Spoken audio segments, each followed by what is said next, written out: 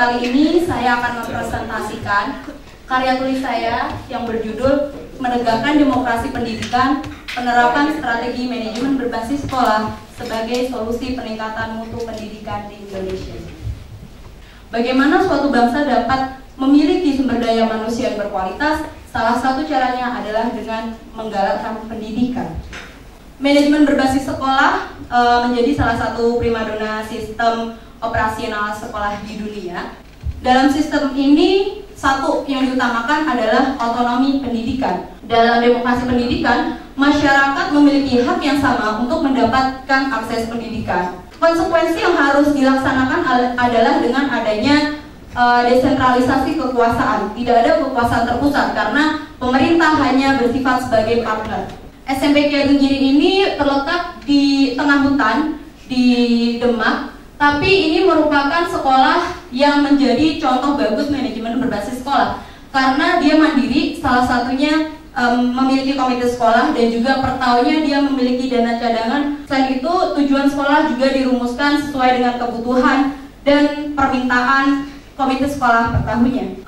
MBS di Indonesia tidak dapat berjalan karena melihat faktor historis bahwa kendala politis, kemudian sosialisasi tidak berjalan lancar karena 2000 itu sudah terhenti, tidak ada kejelasan konsep dari pemerintah, adanya status quo kekuasaan di mana birokrat masih merasa dirinya berkuasa. Rekomendasi saya adalah sosialisasi dari masyarakat, mahasiswa, LSM, dan pemerintah. Salah satu LSM yang sudah mendukung ini adalah USAID dan Indonesia Mengajar, karena walaupun Indonesia Mengajar itu menyebarkan guru ke seluruh Indonesia, dia belum ada sistem yang namanya MBS. Dan dari struktur kepengurusan Indonesia Mengajar, mereka seluruhnya mendukung. Kalau Ibu tangkap dari statement Anda dan Ibu melihat fakta yang ada selama ini bahwa pendidikan hanya mampu untuk masyarakat, hanya untuk masyarakat mampu dari strata ekonomi, ya. Jadi hanya masyarakat yang punya mimpi. Nah, bagaimana MBS ini juga bisa, atau dari strata mana sasaran MBS ini? Apakah juga sama seperti kondisi sekarang bahwa dengan MBS hanya masyarakat mampu saja yang bisa menikmati pendidikan? Ya, terima kasih Bu. Jadi saya akan menjawab pertanyaan Ibu dengan melihat dari wawancara yang saya lakukan.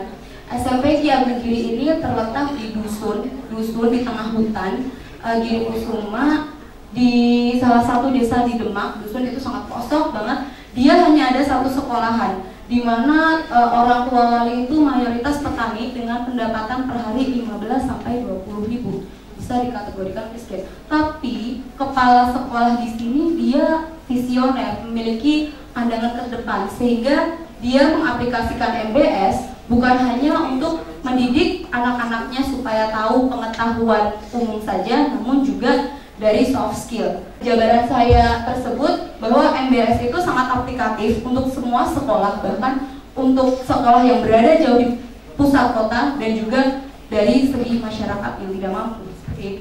Tadi ada saya baca di ini, salah satunya misalnya bahwa Bank Dunia mengatakan salah satu kesalahan adalah kesalahan sistem lembaga pendidikan di Indonesia. Itu apa, bisa saudara jelaskan? Kesalahan sistem lembaga pendidikan ini maksudnya adalah sistem yang bekerja dari operasional sekolah ini bersifat timbang tindih.